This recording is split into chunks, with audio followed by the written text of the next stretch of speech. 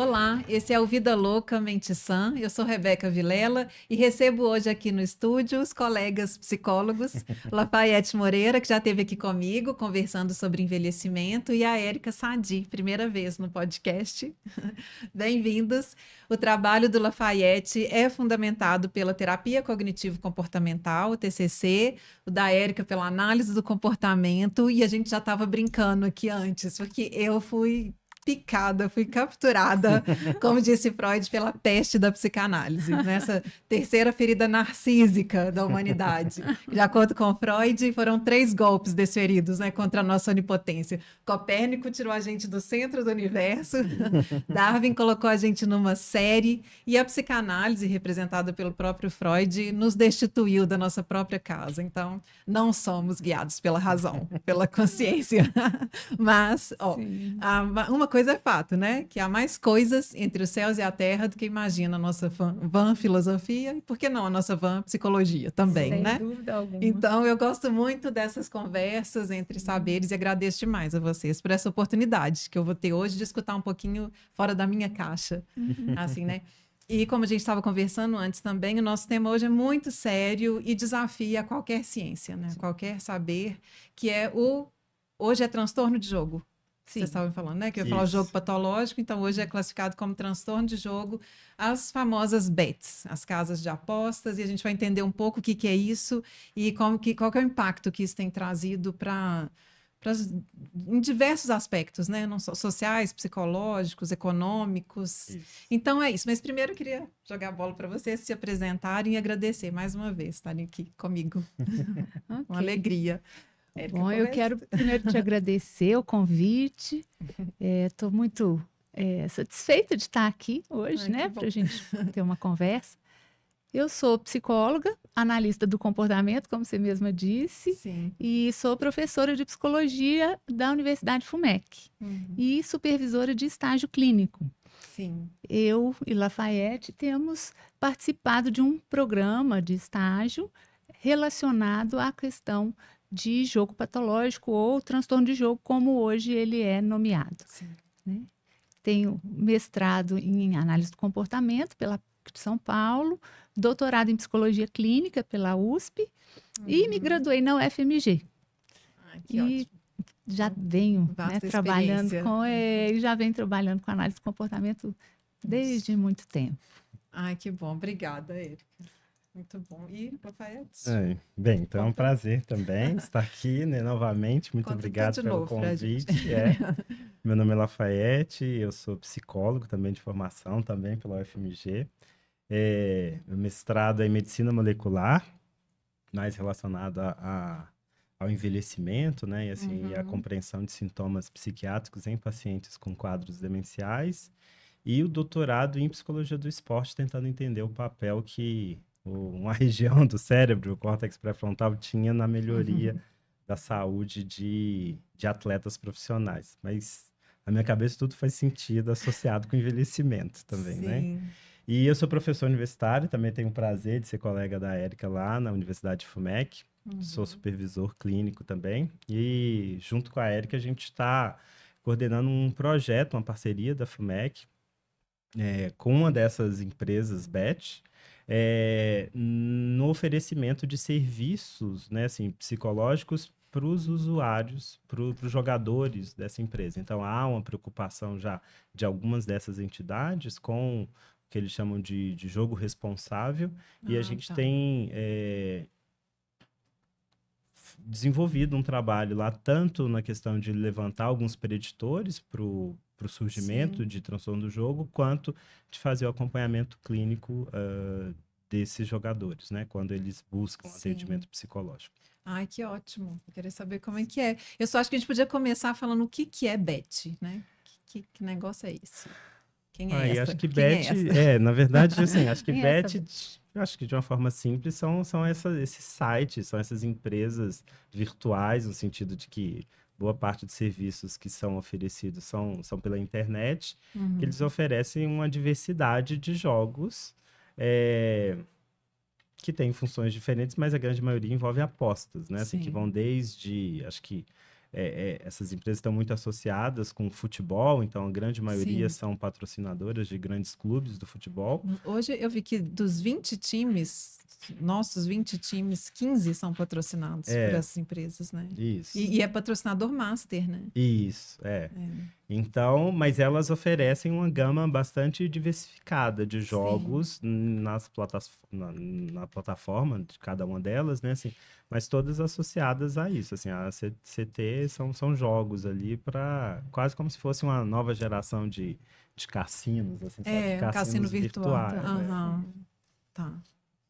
Ah, então tá. Aí, a bet é aposta, né? É uma tradução de isso. aposta mesmo, né? Tá. Ah, então ali tem jogos que vocês estavam falando antes, né? E tem os que são chamados jogos de azar, que é esses que tem... Eu acho que conceitualmente o jogo de azar, assim, ele envolve qualquer tipo de aposta, né? De sistema de aposta em que a probabilidade de ganho, ela é muito reduzida.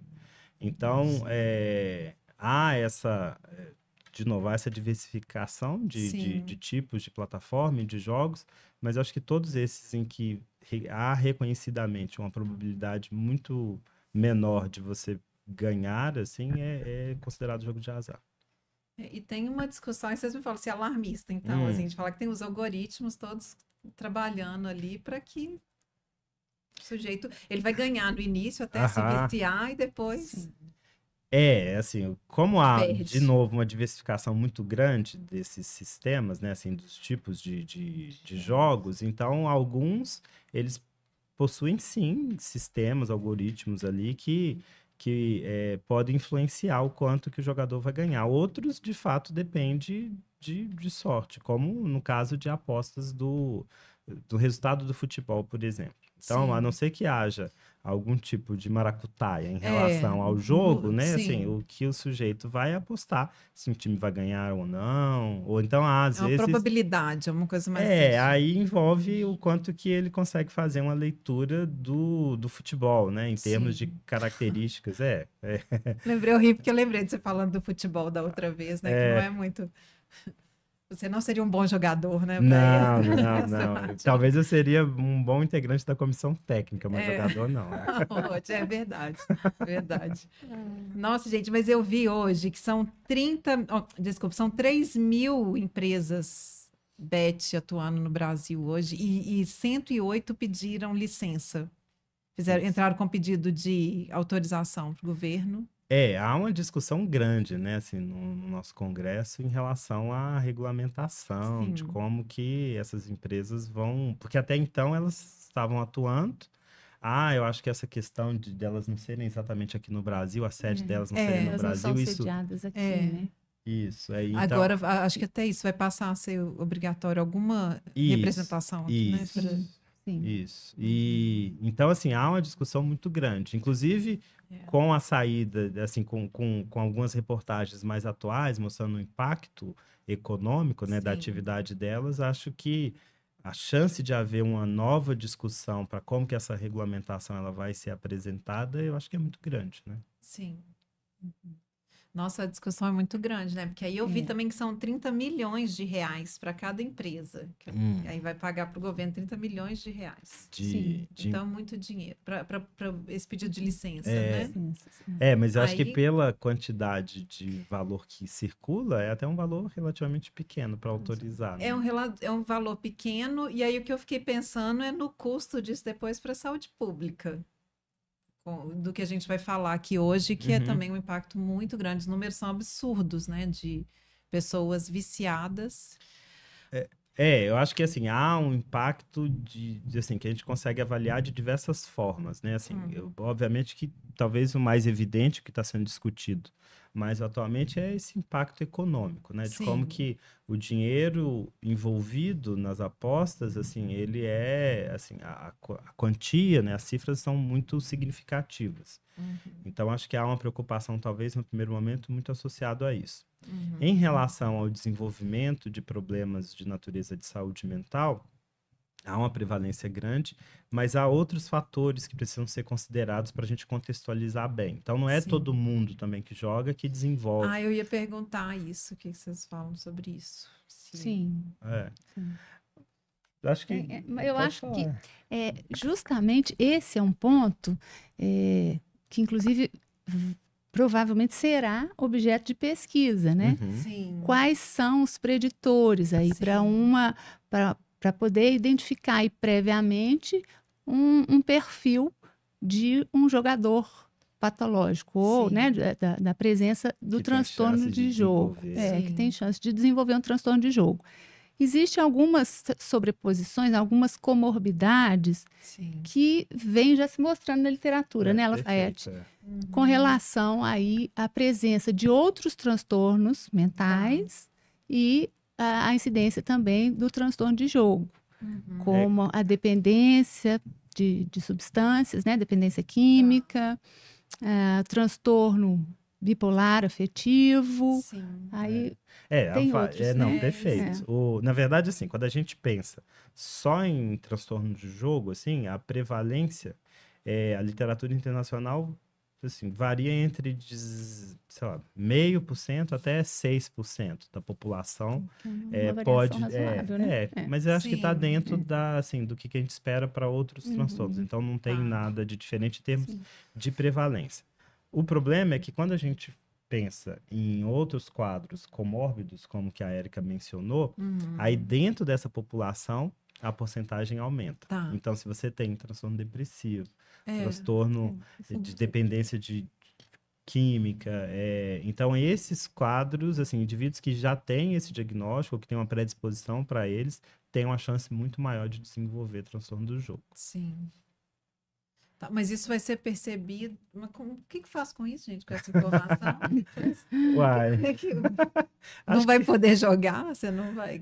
Então, na verdade, eu acho que é uma discussão nossa, né? Assim, da sociedade. A gente está aprendendo a lidar com isso, assim, e agora a gente vai ter que entender o que a gente consegue fazer em termos do caos, né? Porque tá virando uma questão caótica, né? Essa discussão, assim, sobre o impacto que essas empresas têm e o quanto que elas direcionam para essa série de problemas, especificamente problemas de saúde mental, ela já existe há bastante tempo, assim. A gente estava conversando antes sobre a Inglaterra, né? Então, assim, lá na Inglaterra, lá no Reino Unido, por exemplo, boa parte dessa discussão ela já vem diante de, sei lá, 2018, 2017, 2019. Sim.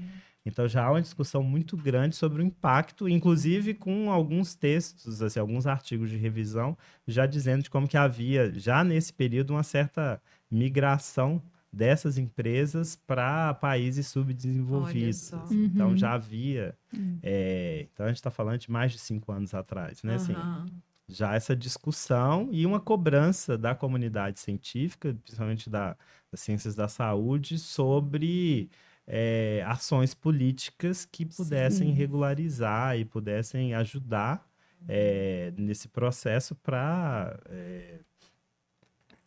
assegurar algum tipo de cuidado. Para cuidar e dar atenção devida para esse tipo de transtorno mental, né? Porque aí entra um aspecto muito curioso que, como estava dizendo, tem uma alta incidência de comorbidade com a dependência química, por exemplo.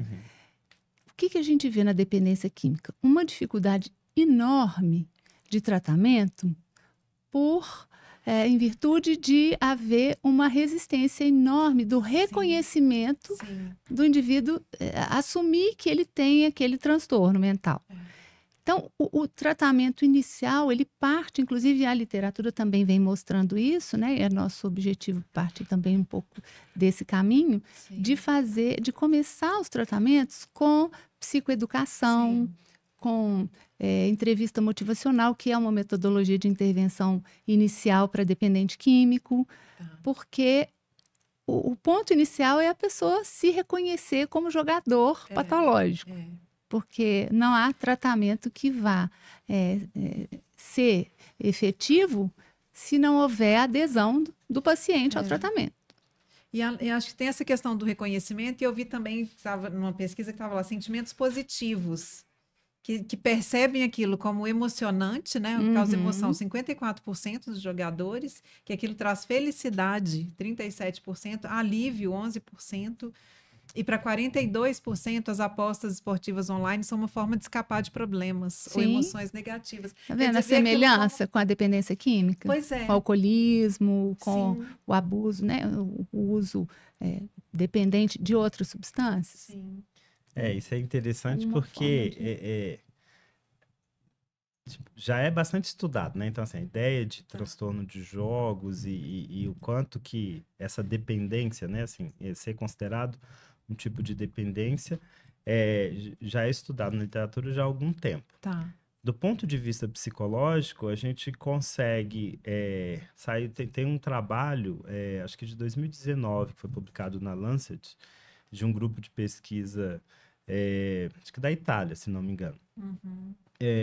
Que eles sugerem, ou eles fazem um levantamento de 3 grupos de indivíduos que teriam talvez uma chance maior de desenvolver transtorno do jogo, assim.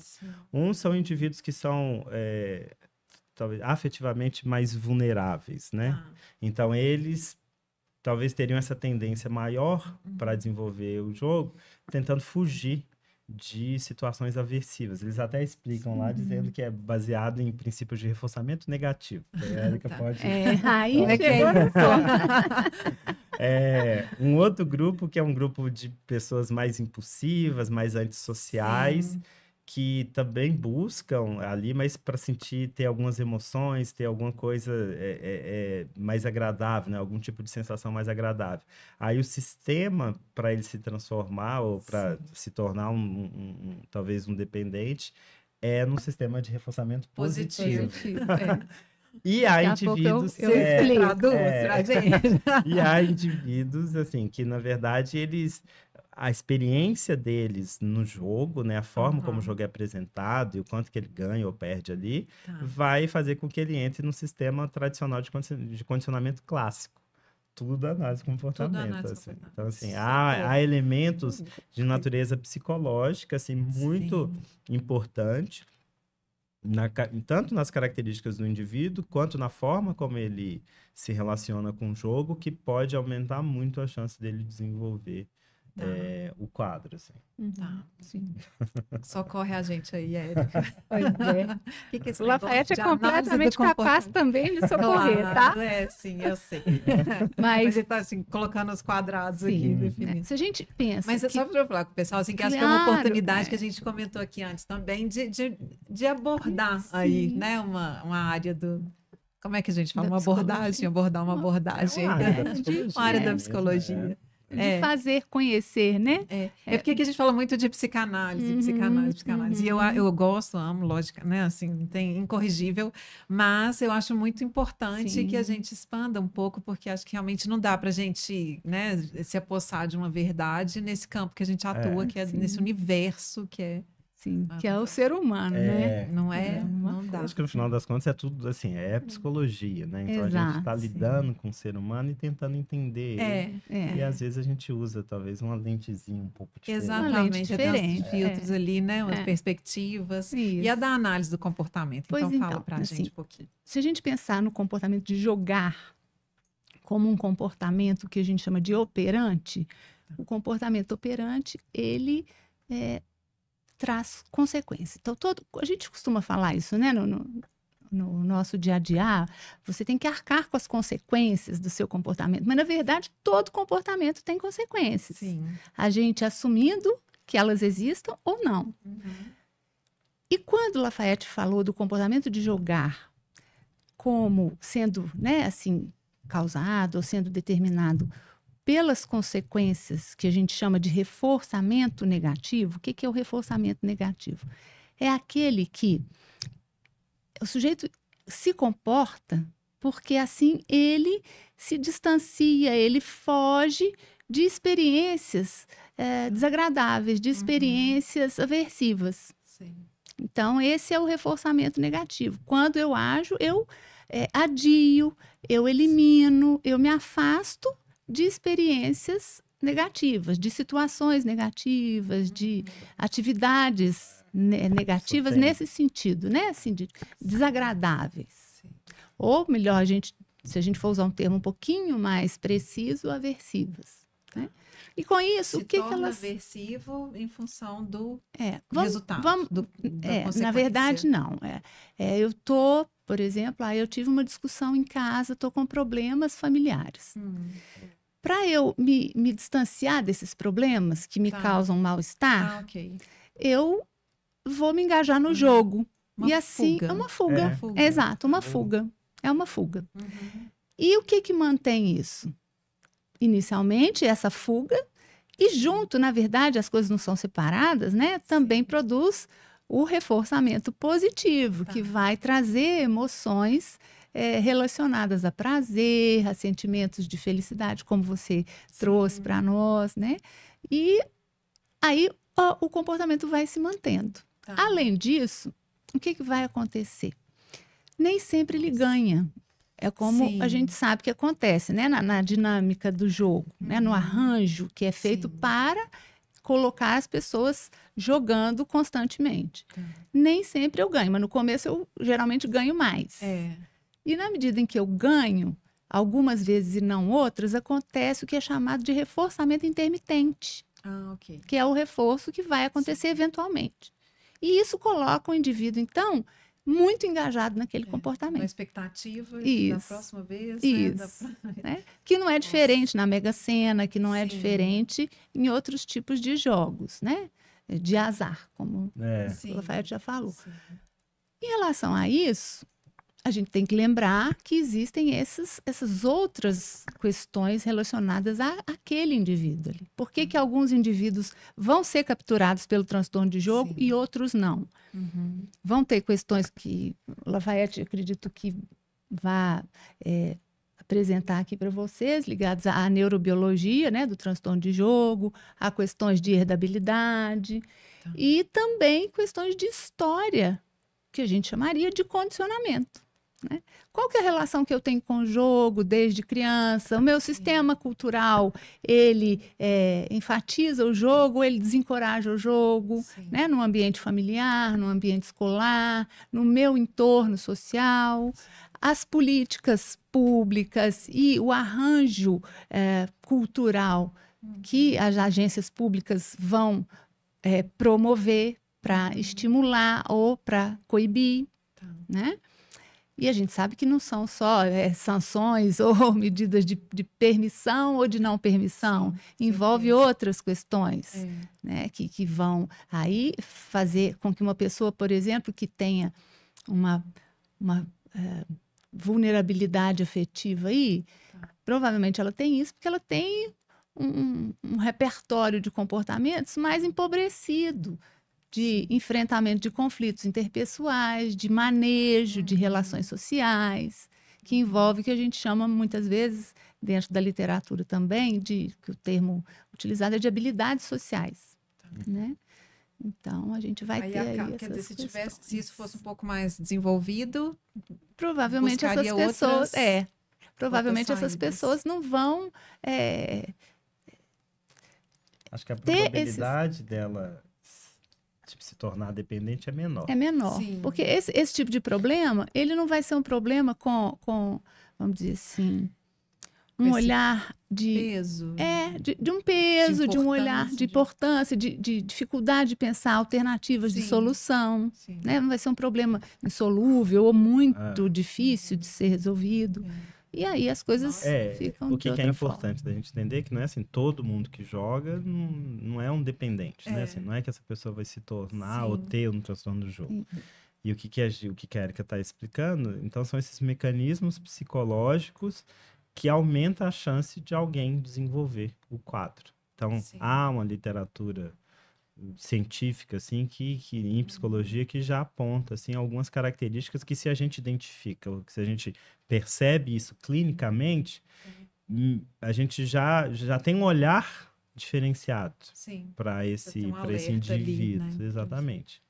Mas vocês estão falando assim, é uma conjuntura, né? Muito, porque aí associado a isso tem a questão que você jogou para o Lafayette, que já vai ser o quê? Da neurociência. Porque, na verdade, assim, a gente consegue explicar, ou a gente consegue, assim, essa tentativa de entendimento do que é o transtorno, ele pode ser explicado de diversas formas, né? Assim, que se integram, né, Lafayette? Acho que é perfeito. importante a gente sempre enfatizar isso. Sim. Porque, às vezes, as pessoas têm uma ideia equivocada de que, por exemplo, um transtorno mental, ele é determinado por questões biológicas exclusivamente, Sim. ou por questões psicológicas, ou por questões de história de vida.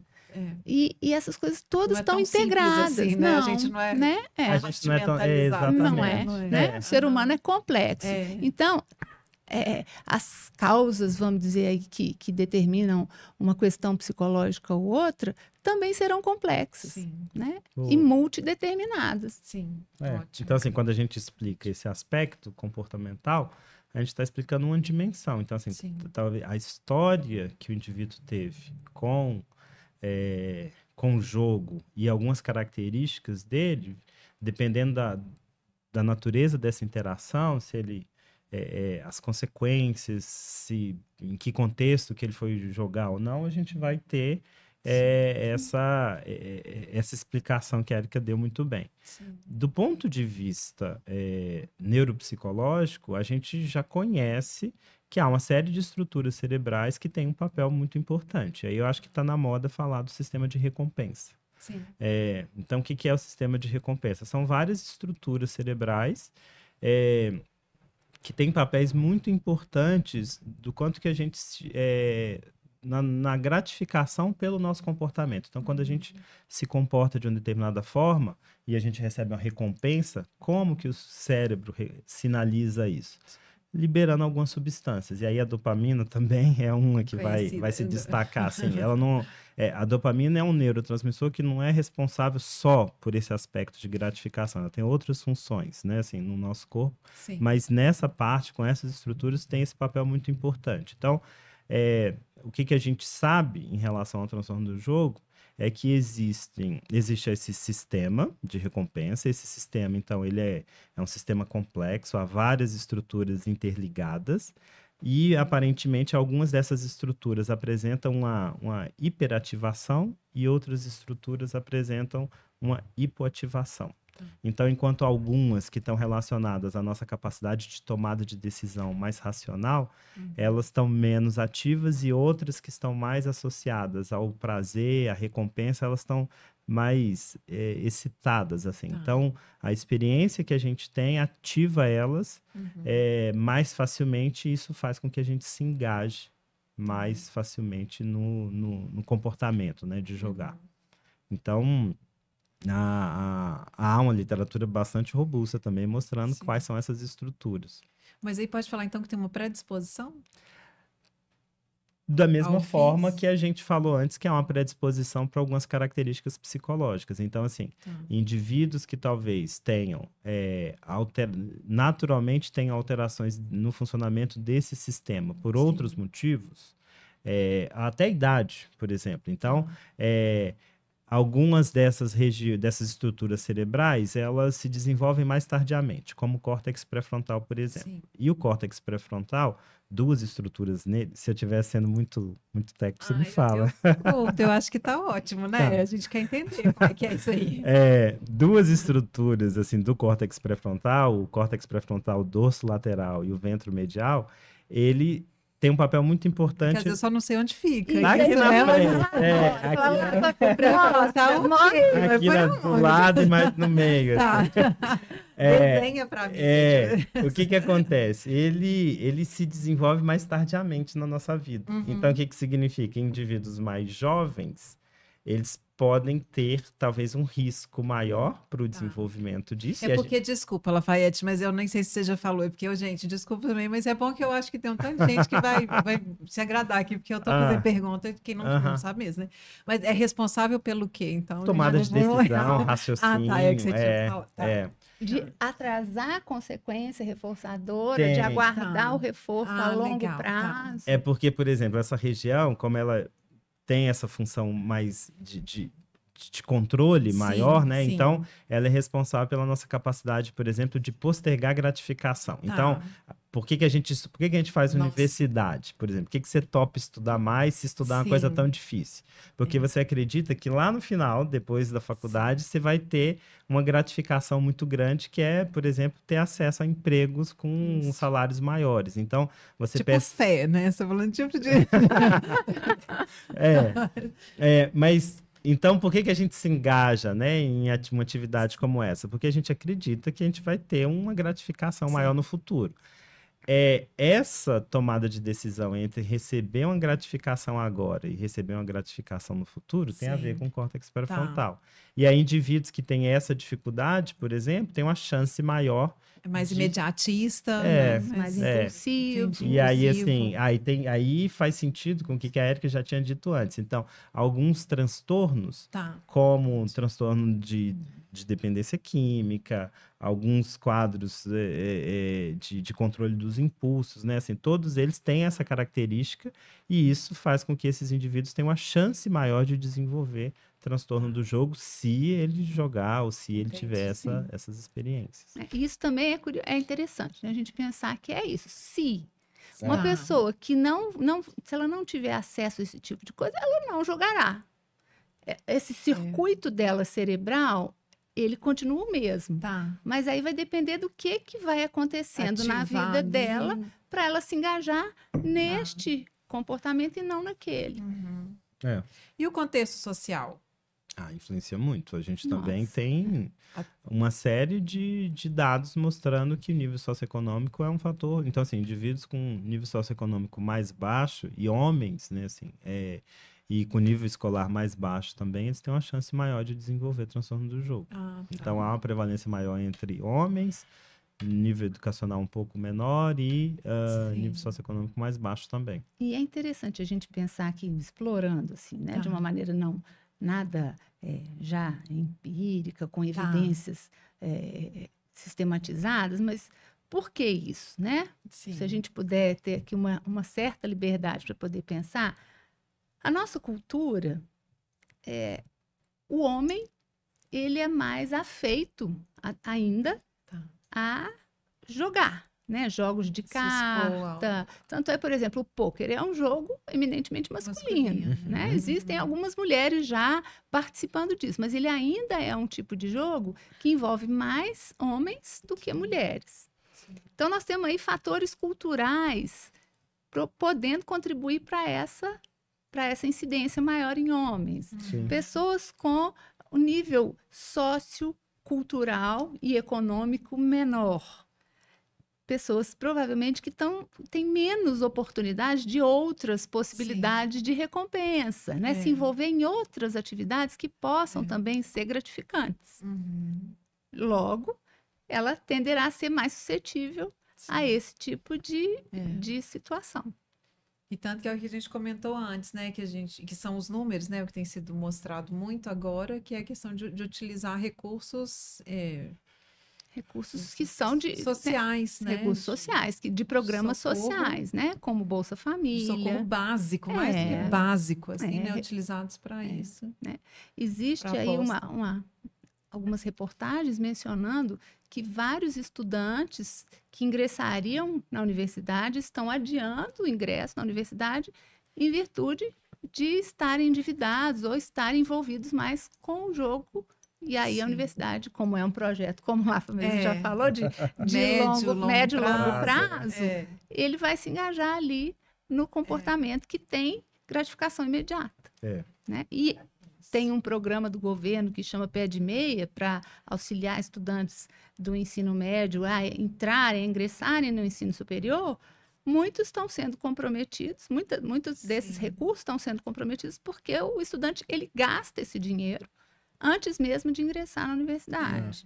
Acho que o que ficou famoso bem aí, que saiu na mídia, foi de alguns beneficiários do Bolsa Família. Bolsa Família. Então, Bolsa Família foi uma coisa. E aí eu acho que traz uma discussão que eu acho pertinente, em termos de política pública, se nesses casos específicos, se não cabe a gente pensar, ou se não há necessidade que o governo pense em políticas públicas que de fato restringam, né, o acesso. Porque você tem alguns programas que têm esse papel fundamental de auxiliar, né? Indivíduos que estão numa situação de vulnerabilidade. Mas aí por conta desse contexto mais complexo, né? Assim, esse uso talvez distorcido ou equivocado desses recursos, então acho que é uma discussão importante que a sociedade tem que ter também, o quanto que a gente vai restringir ou não. Algum limite tem que ser colocado, né? Porque é grave, né? Um ponto que a gente, assim, não falou diretamente é que, assim, boa parte disso tudo e desse boom epidêmico, assim, ele está muito associado, obviamente, que com o celular e com o uso de tecnologia. Eu ia te perguntar isso, porque a gente fez alguma relação com o uso de drogas, né? Assim, né? Mas então eu queria que vocês fizessem esse mesmo, com a questão de destaque à mão, né? Sim, porque o jogo patológico, né? O tempo todo, eu não sei quantos tigrinhos eu bloqueei aqui, até que parou de aparecer para mim. Assim, foi chato. E eu nem sabia o que era, o pior era isso, né? Porque tem, né, uma coisa até um pouco assintosa, né, na abordagem, por meio do celular. Sim. A questão, o jogo patológico, eu ainda chamo de jogo patológico, tá? O transtorno de jogo, ele é algo que já existe há muito tempo, bem antes do surgimento do celular, com aplicativos, com internet e tudo mais. Mas ele assume esse caráter mais endêmico no momento em que você tem o celular, né, a possibilidade de jogar online com os aplicativos, né, facilmente também instalados e de fácil manejo, com pagamento muito fácil, né, com poucos cliques. A revolução tecnológica tem trazido várias questões que a gente precisa colocar em reflexão, né? Quais são os desdobramentos disso tudo? Muitas vezes é muito exaltado o avanço tecnológico, mas nós precisamos pensar nas consequências, né, comportamentais, e aí pensando em saúde mental, em estrutura de construção e de social, né, de uma cultura, de uma sociedade, que precisam ser levados em consideração também, né? E aí a gente pensa, qual que é o trabalho? Vamos pensar que o trabalho que se tem para você jogar. E a gente chama isso de custo de resposta. Né? Nós sabemos que um comportamento que tem um custo de resposta menor, eu vou me engajar mais facilmente nele, do que um comportamento que tiver um custo de resposta maior. Né? Aquele comportamento que a gente fala que dá mais trabalho para fazer, é aquele que dá menos trabalho e, às vezes, mais prazer do que o outro que dá mais trabalho. Né? E aí a consequência vai ser mais de longo prazo. Né? A recompensa vai vir a longo prazo. Isso tem muito a ver com o uso de drogas também. Tudo a ver com o uso de drogas. Que é muito rápido, imediato, né? E aí a gente pensa, aqui, né? Na mão. Também. E aí pronto. É mais fácil de você viciar. Né? Aí nós vamos pensar em todos os jogos. É democrático, né? Nesse sentido, muito democrático. Eu acho que crianças, né? Sim, é um problema. Sim, seríssimo. Tem já alguns trabalhos mostrando como que, acho que eu vi até uma matéria falando desse tigrinho que você tinha comentado, né? O jogo do tigrinho, que já foi para o ensino médio, mostrando várias crianças ali, inclusive com alguns dados mostrando que acho que as crianças começam a ter acesso a esse tipo de jogo com 11 ou 12 anos de idade. Isso deveria ter uma política mesmo de regulação. O Lafayette acabou de mencionar a questão da maturidade cerebral. Essas estruturas pré-frontais, elas não se desenvolvem até, acho que, qual a idade? A gente vai ter Tem uma idade nos 20 anos, 20 né? e poucos anos. Demora, né? Demora. Do ponto de vista neurofisiológico, né? Se a gente vai estar plenamente desenvolvido só no início da vida adulta jovem. Sim. Então, isso faz todo sentido para a gente pensar que crianças e adolescentes precisam ser monitoradas, precisam do adulto dando direção ao que elas devem ou não devem fazer. O que é bom e o que não é bom para elas. Porque elas não têm ainda capacidade de reflexão, de tomada de decisão, de haver esse postergamento da consequência atrasada. Em termos neurofisiológicos, o que a gente precisa somar a isso? As condições ambientais que vão auxiliar nesse desenvolvimento e que vão aguardar até a chegada dessa maturidade, né? Não, eu te falo que eu acho que nem tem problema nenhum eu falar, isso para mim não é problema nenhum. Eu tenho um filho de 15 anos, um de 12 e um de 15. Aí o de 15 estava jogando esse do futebol, muito apaixonado por futebol e tal. E uma questão que me ocorreu, e eu aí fui conversar com ele, a hora que eu percebi que ele estava jogando com os amigos, apostando, né? Quem é que vai jogar, quem vai e tal, quem vai fazer gol, o time que vai ganhar e tal. Tem outras coisas, né? Tem outros desdobramentos, que é pensar como é que a gente ganha dinheiro, né? Sim. É um dinheiro fácil. Sim. Fácil entre aspas, né? Porque ali, assim...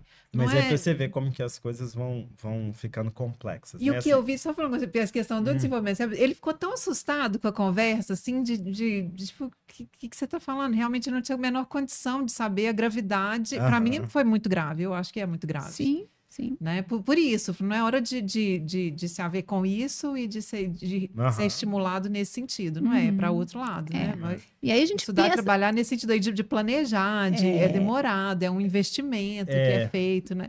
Mas o que me chamou a atenção foi o susto dele, assim, de falar, nossa, não fazia ideia de que para mim era uma brincadeira. Para mim era uma brincadeira. E aí entra entre amigos. E aí você vê de como comentando, né, assim, que as coisas vão ganhando outras dimensões, que aí você já começa a entrar em aspectos relacionados à parentalidade, então, assim, a forma como a gente consegue lidar com a educação dos nossos filhos, essa relação que a gente vai desenvolvendo com eles é muito importante. Inclusive, é um fator protetor, né, assim, a qualidade dessa relação parental, ele diminui muito a incidência desse tipo de quadro em adolescentes. Sim. E aí um outro ponto ainda falando da internet é que, assim, a gente estava falando, né, dos jogos e do acesso à tecnologia, mas a própria internet e esses influenciadores, eles têm tido um papel muito importante. Se você coloca o nome de qualquer um desses joguinhos no YouTube, vai dar um monte de influenciador jogando e vendendo a ideia de que ele descobriu um jeito de você ganhar mais fácil e tudo. E aí, assim, é uma coisa que quando a gente pensa no impacto que as redes sociais têm e da internet, da necessidade da gente discutir como que a gente lida com ela e com o alcance que ela tem, eu acho que é uma discussão muito pertinente. Sim. E muito profunda. Eu acho desanimador. Sabe, porque o que eu vi esses dias, assim, de discussão, tá muito no campo da economia, né? Prejuízo para os cofres públicos, assim, né? E as pessoas se endividando absurdamente e deixando de comprar alimento para apostar. Então, o negócio está muito grave, né? E, além disso, deixando de estar no setor produtivo, porque ela vai provavelmente se tornar menos produtiva, porque ela vai estar envolvida com o jogo, pensando no jogo. Se ela não estiver julgando, isso também é um fator para critério diagnóstico, né? Se ela passa muito tempo, quando ela não está julgando, pensando no jogo, pensando em jogar, discutindo sobre jogo, onde aquilo ocupa um papel meio que central na vida dela. Né? Então, ela vai está envolvida está pensando sobre coisas a fazer, projetos, envolvida com as questões do trabalho, as questões da família, as questões dela mesma, não vai. Né? Então, ela se aliena, ela vai se alienando de tudo, né? Ela vai se desconectando de tudo. E isso toma uma centralidade muito grande na vida dela. Pois é, mas vocês veem vocês estavam falando de uma empresa, né? Que estão nessa parceria com a FUMEC. É a iniciativa da empresa? Porque eu pensando assim, porque eu tenho visto esses dias aí, que está se falando muito sobre isso, é essa discussão econômica. Esse impacto econômico e social até um pouquinho, assim, mas... eu acho que... psicológico e esse cuidado de uma orientação, de uma psicoeducação, não sei como é que vai chamar, de chegar nas escolas, de chegar nas famílias. Eu acho que, como a gente comentou no início, né, assim, essa discussão sobre o impacto social e econômico também, na sociedade, ele já vem, pelo menos lá na Europa, já há bastante tempo, né? Então, eu acho que algumas empresas, elas já perceberam a importância de ter algum programa de responsabilidade social, de ver como que ela pode desempenhar esse papel de uma maneira um pouco mais responsável, e uma dessas empresas, que é a Estrela Bet, ela entrou em contato com a Universidade FUMEC e tem feito esse levantamento, assim, essa não só de buscar disponibilizar um serviço de acompanhamento psicológico para os jogadores deles que necessitam de ajuda, quanto da gente começar um processo de investigação do que seriam preditores. Então, características dos jogadores que poderiam ser utilizados como sinalizadores para que esse indivíduo ele fosse orientado antes de desenvolver o quadro. Porque as empresas elas têm ferramentas que permitem que o indivíduo ele possa, por escolha própria, parar de jogar, ou às vezes de limitar o tanto que ele vai gastar. Perdeu tanto, por exemplo, exatamente. Bloqueia um tempo. Exatamente. Então, há essa preocupação, né? Que é o que a gente chama na área de jogo responsável. Sim. Então, de novo, para a gente entender... não é todo mundo que joga que vai desenvolver o quadro. Há critérios, como a Érica comentou assim, muito bem, há critérios objetivos que a gente utiliza para a gente se preocupar clinicamente. Então, para um indivíduo ser considerado como tendo um transtorno do jogo, essas dificuldades elas têm que ser persistentes. Então, assim, a gente está falando dele ter esse tipo de dificuldade por 12 meses. E aí há vários sintomas, né? Então, ele... me ajuda aqui. Eu vi aqui, eu peguei lá no DSM, que você vai ver, me fala se é isso aqui, que é necessidade de apostar a quantia cada vez maior, preocupação frequente com o jogo, né? Você falou, frequentemente volta ao jogo para recuperar o prejuízo, joga para regular as emoções quando está angustiado, irritabilidade quando tenta parar de jogar, não consegue parar, depende de empréstimos, esconde o envolvimento com o jogo e coloca em risco a vida social e profissional. Isso são os critérios, você tem que ter pelo menos 4 desses critérios para ser considerado. E aí, dependendo da quantidade dessas características que estão presentes e causando prejuízo na vida do indivíduo já por um bom tempo, aí a gente vai, inclusive, dizer da gravidade do quadro. Então, acho que até 4 é leve, de 6, acho que entre 4 e 6 é moderado, e de 7 a 8, ali 9. Deve ser muito difícil diagnosticar isso. Eu imagino que dependa de um olhar de algum familiar ou de alguém próximo, depende. Né? De familiar, Porque tem a questão do reconhecimento que você falou, né, Érica? E previamente, né? Às vezes, isso só chega com a situação já 6, agravada. 7, já está gritante a coisa.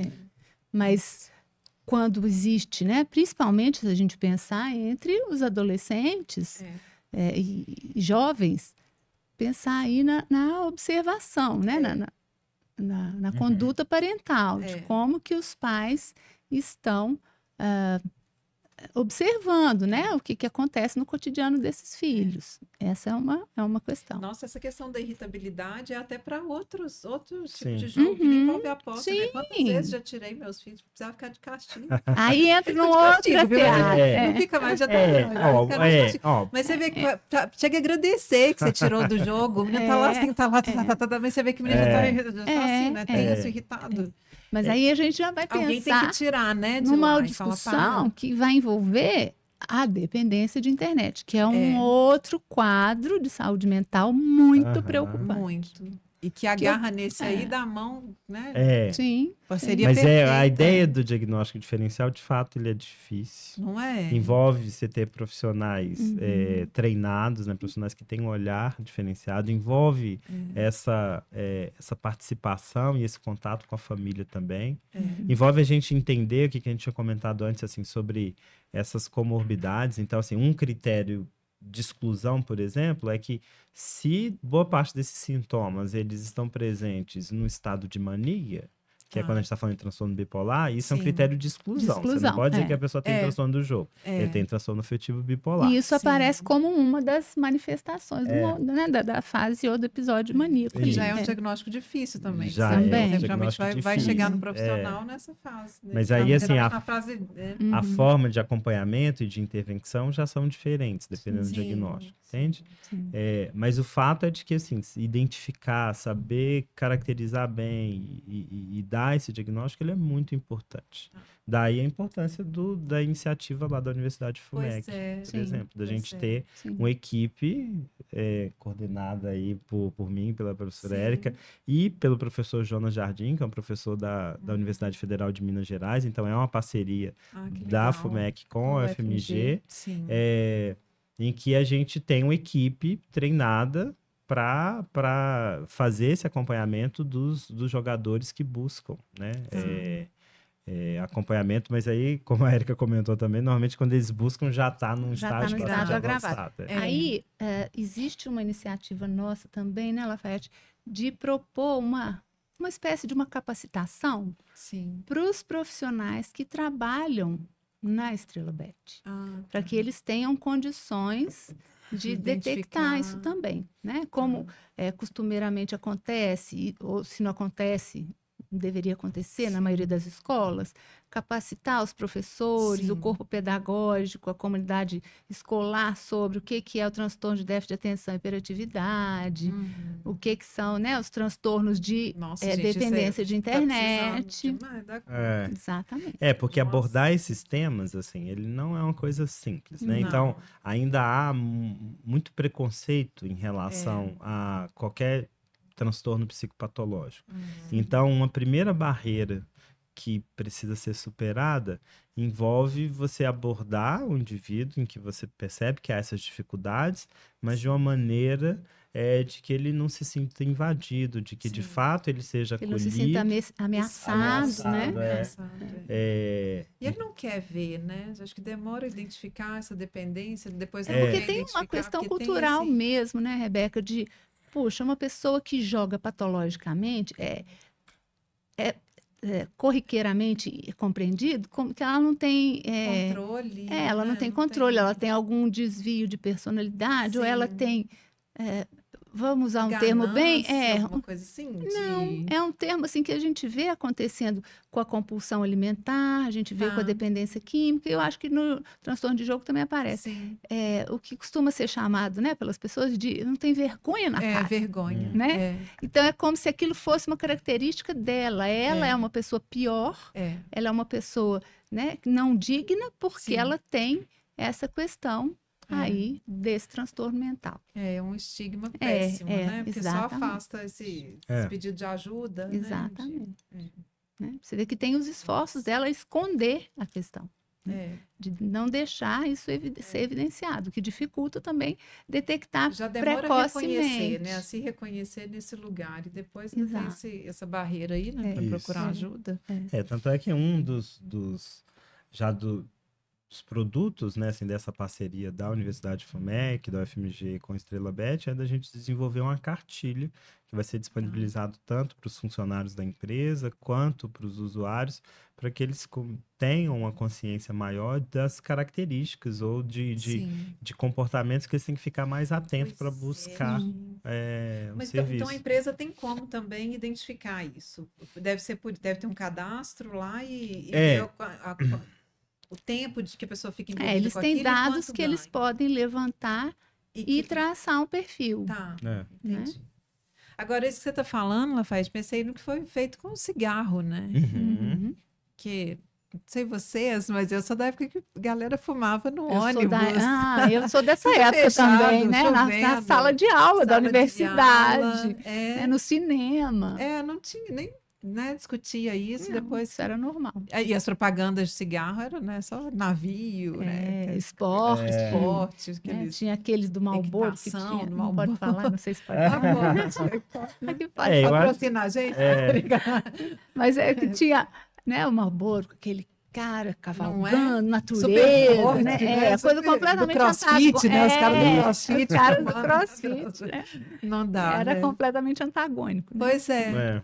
Às vezes é isso, é um tipo, né? Imagina, assim, algo vai precisar chegar nesse ponto, assim, de mostrar. Eu acho que é o que a gente tinha falado antes, assim, os influenciadores, eles estão ali, porque hoje a propaganda, ela passa muito, é um outro tipo de linguagem, né? Então, hoje esses influenciadores têm um papel muito importante, né? Talvez antes a gente pensava na propaganda como talvez a principal forma de comunicação de venda de um produto, um serviço. Acho que hoje esses influenciadores têm um papel de destaque e de abrangência muito grande. Eles aí são a gente pensa em regulamentação de novo, né? Que olha que coisa complicada, que ninguém consegue regular esse negócio. Pois é. Os conteúdos de internet, né? Quanto de redes sociais, de tudo, né? Como que isso tem trazido uma urgência como pauta, né? Uma urgência como pauta para a gente não ter diversos desdobramentos catastróficos, eu diria. É uma discussão complexa, porque de fato, assim, muito desafiador. No sentido de que, de fato, a gente precisa entender qual que é essa linha que divide o que é essa liberdade que o indivíduo tem, que acho que tem que ser respeitada mesmo, do que é algum tipo de responsabilidade que a gente tem que implicar para as pessoas que estão utilizando esse meio de comunicação, né? Assim, mas eu acho que é uma discussão que a gente, nesse momento da nossa sociedade, a gente precisa ter. Isso precisa fazer parte. A gente está aprendendo a lidar com isso tudo, né? Das pautas de escolas, né? De ensino fundamental e médio, das universidades, dos grupos sociais diversos, da família, né? Dos grupos de... acho que diversos grupos, né? Diversos grupos sociais. E a gente precisa chamar a responsabilidade para a gente, então, né? Cada um enquanto isso, porque... Mas aí precisaria-se, a meu ver, né? Uma das questões que relaciona com a política pública é pensar aí que a política pública, se for da restrição, né? Ou de criar taxas, ou restringir, ou sancionar de alguma forma, mas é uma forma com um olhar ainda muito restrito, né? Que não vai dar conta das questões mais... Da multa, né?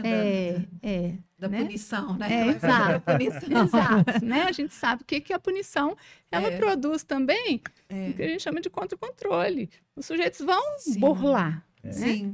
Restringir, sancionar, é uma saída. Mas, por exemplo, se você, então, bloqueia numa determinada plataforma, um jogador ele pode ir para outra, e para outra, e para outra. Deep Web, né? Deep Web, exato. Então, a questão está muito mais na raiz do problema. Passa por uma questão educacional. Exatamente, né? exatamente. Então, a pessoa entender... Então, você citou o exemplo do seu filho, né? Então, você ter esse tipo de relação, ensinando ou já começando a apresentar esse tipo de comportamento de uma forma, talvez assim, um pouco mais crítica, talvez seja algo fundamental quando a gente pensa nessa nova geração que já lida com isso e não sabe. Então, eu concordo com a Érica. Eu acho que assim, a ideia da gente pensar em regulamentar, eu não sei se está necessariamente associado com a ideia de restringir, mas sim a ideia da gente entender quais que são as responsabilidades, mas também associado com um processo bem significativo de educação.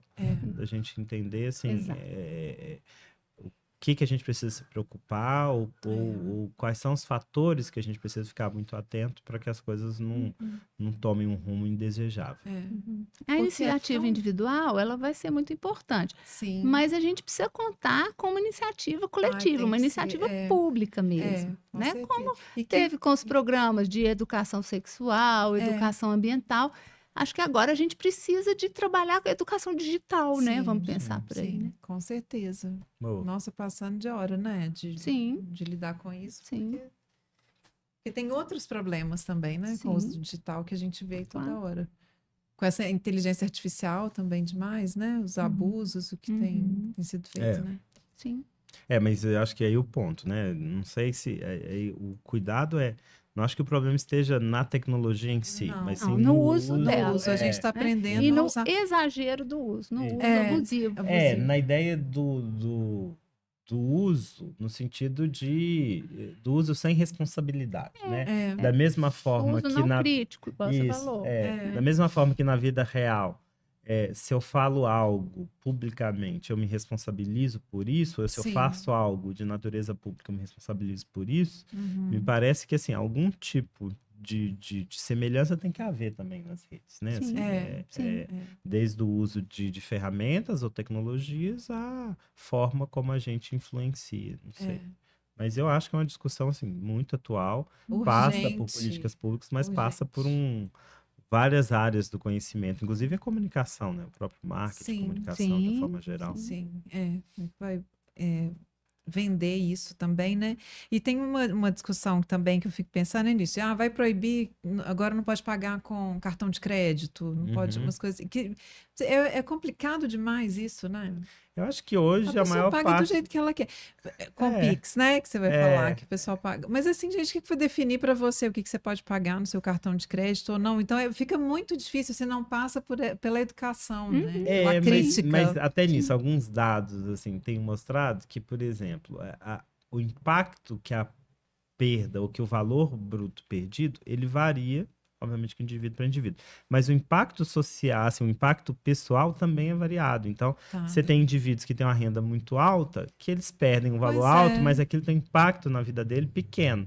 Alguns indivíduos que têm um nível socioeconômico menor perdem um valor relativamente menor, mas o impacto que aquilo tem para a vida dele é muito maior. Então, então não é simples, né? Você falar simplesmente... Não. Aí eu acho que, assim, uma linha que eu acho que parece coerente pelo menos do ponto de vista de políticas públicas, pessoas que têm acesso a algum tipo de benefício, acho que isso me parece que é plausível de falar. Olha, você não pode usar esse dinheiro para isso. Sim. Porque aí você tá... um dinheiro público, né? É uma política de transferência de renda, de você ajudar as pessoas que... Com finalidades específicas, né? Você não pode utilizar, mas o restante, eu acho que passa também por...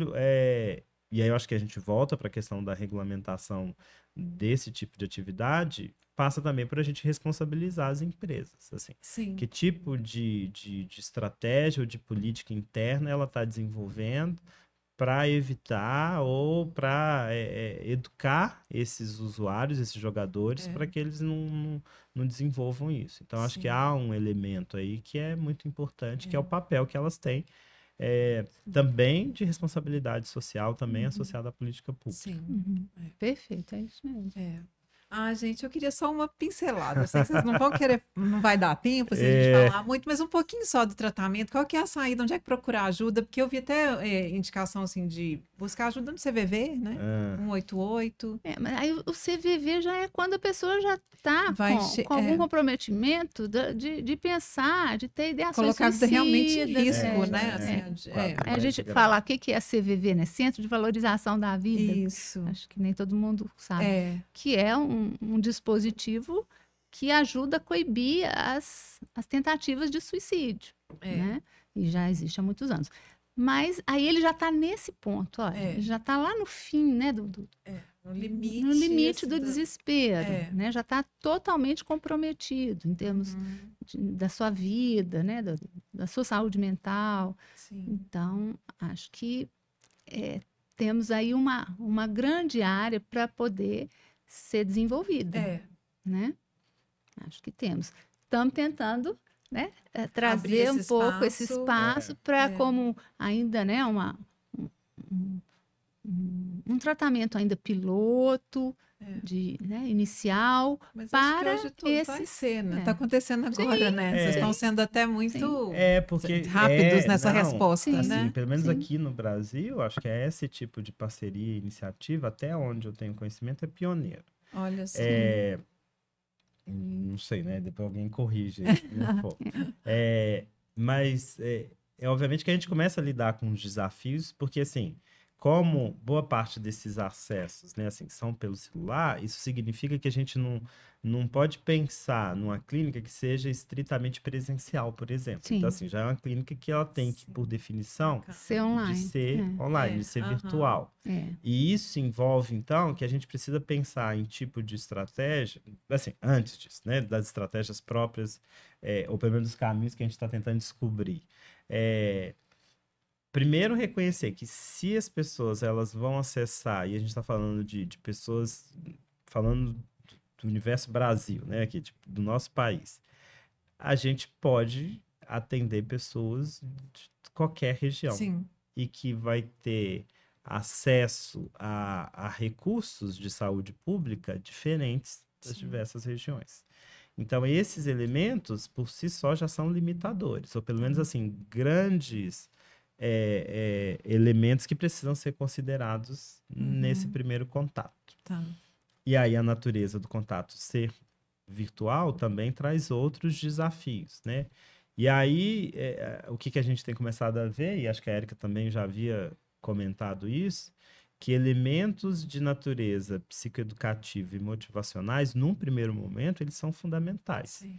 E aí a gente tinha discutido antes, né, sobre terapia cognitivo-comportamental e terapia analítico-comportamental, como terapias, né, ou propostas psicoterapêuticas que a gente chama de baseadas em evidência. Sim. Então, elas são abordagens que elas já têm uma série de ferramentas que permitem a gente pensar ou desenvolver formas de acompanhamento que tem essa natureza psicoeducativa, que tem a natureza... Um pouco mais diretivas, assim, Num pouco, assim, a ideia da gente já saber o que já foi feito fora, Sim. e se isso teve resultados bons, e como que a gente consegue adaptar isso para esse contexto. Assim. É como uma composição, vamos pensar assim, porque eu acho que muitas vezes também o público leigo entende assim, que a terapia cognitivo-comportamental, terapia comportamental, analítico-comportamental, ela é protocolar, ela segue protocolos. Existem protocolos que vão trazer aí essas evidências de maior ou menor efetividade. Mas sempre é necessário flexibilizar o protocolo a depender do indivíduo que está sendo atendido. Então, existe um protocolo, mas ele não ele não deve ser engessador do atendimento. Né? Ele é um norteamento que tem já uma metodologia de intervenção bem descrita. Mas, de forma alguma, ele será um limitador do atendimento. Porque eu acho interessante você colocar isso, eu acho importante, assim, porque fica parecendo que não tem escuta, né? Que é só Exato. Não, muito o indivíduo... pelo contrário, talvez a escuta seja o aspecto, porque esse acolhimento, esse processo inicial do jogador, dele ser entendido, a gente tinha falado antes desse preconceito, né? Desse receio. Então, num primeiro momento, ele precisa se sentir acolhido, ele precisa ser compreendido. Isso. Para daí a gente... tirar ele desse lugar de responsável pelo que está acontecendo com ele, exclusivamente responsável, para ele entender que ele também é um pouco ali, né, capturado por isso. E olhar um pouco mais de longe, assim, ter um contexto. Tirar esse olhar que o senso comum tem para ele. Não é à toa que ele se esconde. Né? Então, esse é o primeiro ponto, acolher, receber todas as questões que ele vai trazer. E daí começar a apresentar, olha, isso faz parte de um quadro psicopatológico, né? Você não é uma pessoa que não tem vergonha na cara, ou que, né, você não é um cara de pau, que não está nem aí para sua família. Um irresponsável. Você está acometido por um transtorno mental que precisa de cuidados especiais. Né? Então, gente, muito bom. Por aí. Tem alguma coisa que a gente não falou, assim, que vocês queriam, né, gostariam de pontuar? Pode dar o contato da FUMEC ou como é que é isso? Se alguém quiser procurar? Ou... Nesse momento ainda não, né? É porque nesse momento o atendimento ele é para os jogadores. Ok, específico. Isso. Então o atendimento é direcionado para quem é jogador do Estrela Bet, e aí eles fazem o encaminhamento. Sim. Entendi. Eles que encaminham. Tá. Exatamente. E agora, de qualquer forma, tem as clínicas escola, né? Sim. Eu sempre falo isso. Nossa, gente, indico demais, assim, né? Que é muito bom. As supervisões são muito boas. O curso né? de psicologia da FUMEC é um dos mais tradicionais, né? De Belo Horizonte. E a clínica escola também. É um dos mais tradicionais. É uma das primeiras clínicas escolas, né? Da cidade. Então, há um corpo docente lá bastante capacitado, assim, são professores bem engajados, né? E aí você tem diversas abordagens, tá falando de abordagem aqui o tempo todo, incluindo terapia comportamental, terapia cognitivo-comportamental, psicanálise, polissistêmica, existencial, todas elas, né? Tem para todo mundo. Mas a Madá, que já veio aqui 2 vezes também, já tô com saudade, Madá. Adoro, viu, Madá? Mas o que é importante é de entender que, assim, que há um serviço gratuito para as pessoas, assim, que acharem que precisam de ajuda, ou que perceber que a família está dizendo que precisa de ajuda. Isso independentemente de ser ou não jogador do Estrela Bet. E aí basta dar um Google. Clínica FUMEC, ou lá no site da FUMEC. Acho que pelo site da FUMEC é até mais fácil, né? Assim, o direcionamento. É o serviço de psicologia, né? Clínica escola. Vai acessar lá e vai conseguir. Bacana. Colocar isso aqui, abrir, porque também tem isso, né? Como se fosse inacessível esse tratamento. Não é. Né? Tem espaços, tem né? Espaços né, acessíveis, economicamente acessíveis para as pessoas que não têm condição de pagar uma psicoterapia particular, ter um acompanhamento, né? Psicológico a custo zero, como acontece nas clínicas escolas, ou a custos mais acessíveis mesmo, né? Nas clínicas sociais. Sim. Ai, gente, obrigada. Demais. Tão importante falar sobre isso. E aqui a gente abriu muitas questões, né? Eu acho também. Como vocês falaram, deixaram claro, né? Que a gente também está aprendendo a lidar com isso tudo, né? Com o celular. Mas precisamos pensar em medidas rapidamente. Né? Porque isso é muito rápido que acontece, aí que toma conta e tá.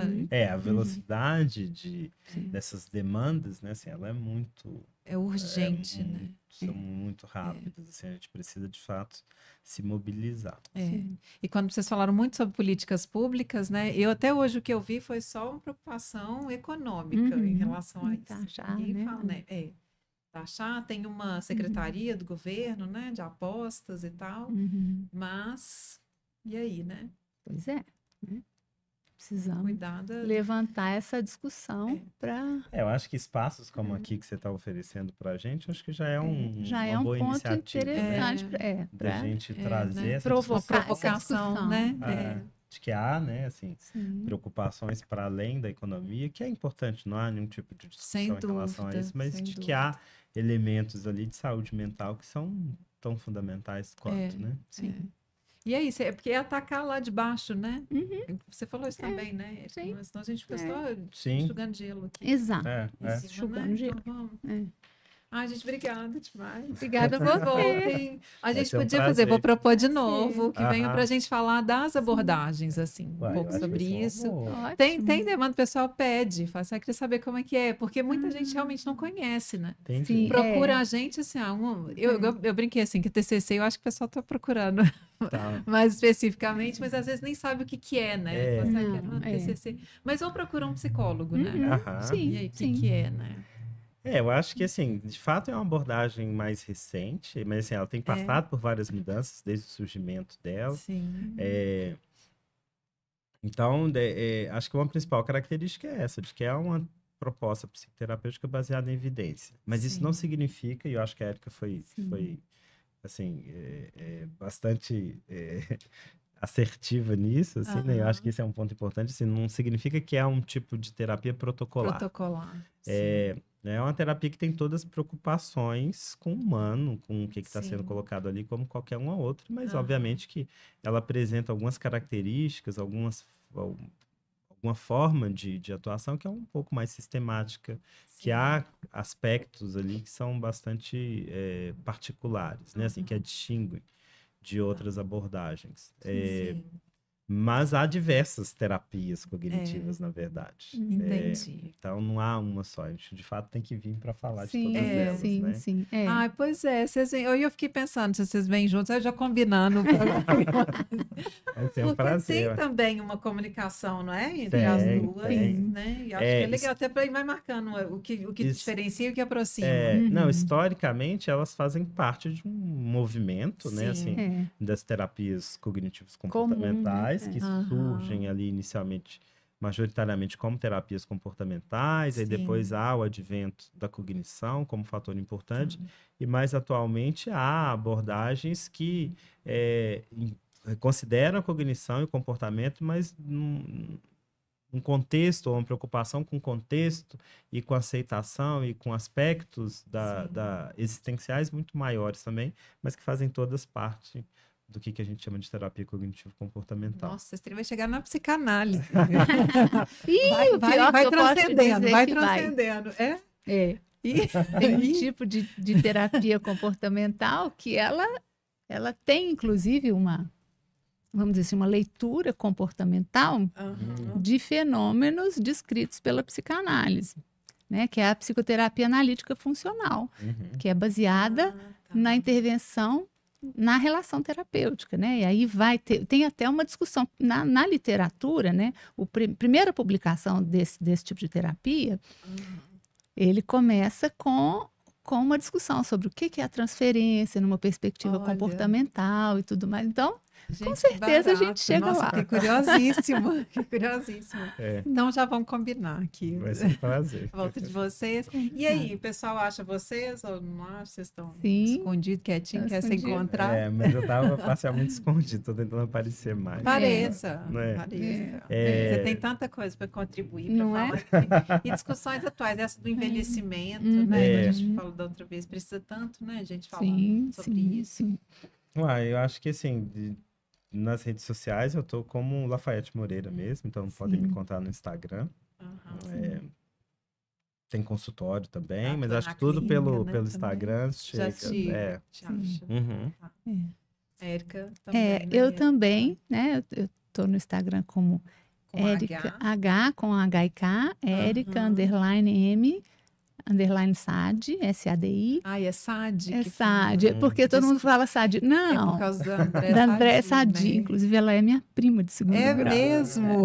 Então ficou mesmo, as pessoas que conhecem chamam de Sadi mesmo. Gente, eu ia perguntar antes, mas eu falei, não é Sadi. Né? Então, o que foi convencionado foi Sadi, né? Alguns falam Sadi, outros falam Sadi. E no Instagram, sim, né? E contatos, às vezes, pela própria FUMEC também a gente tem, né? Como acesso. Aí a gente consegue estar aí em contato com as pessoas. E aqui também. E aqui, consultório particular e tudo mais. Então tá. Então até a próxima. Até. Seja breve, que a gente tem muita coisa para falar aí. Né? Foi e a gente muito entra mais bom. nas questões do tratamento e quais são as possibilidades. Sim. Obrigada, Érica. Obrigada a você. Foi um prazer estar aqui pela primeira vez. Eu adorei. A nossa parceria já é de tempo, né? Eu sei que vocês têm uma boa parceria, né? Continua, que bom. Né? A Érica me acolheu lá, tem paciência comigo até hoje. Dó dele, difícil, né? Difícil ter paciência com ele, difícil né? demais. Nossa, eu descobri que é baiano, gente. Pois eu sabia pensa que eu bem. sou baiano, gente. Difícil, né? Acolher um baiano, né? Difícil. Mineiro e baiano, Não tudo é? de bom. Não é? Eu agradeço também, muito obrigado por essa segunda oportunidade para falar aqui. Espero que eu tenha mais ajudado do que atrapalhado. Não, demais. Né? Então, ajudou demais, foi ótimo. E voltem sempre. Obrigada, Rebeca. E obrigada, gente. Vocês também, voltem sempre. Seguir a gente aqui, Estúdio Leste, aqui em BH, em Santa Teresa, e Vida Louca Mente Sã. Até a próxima.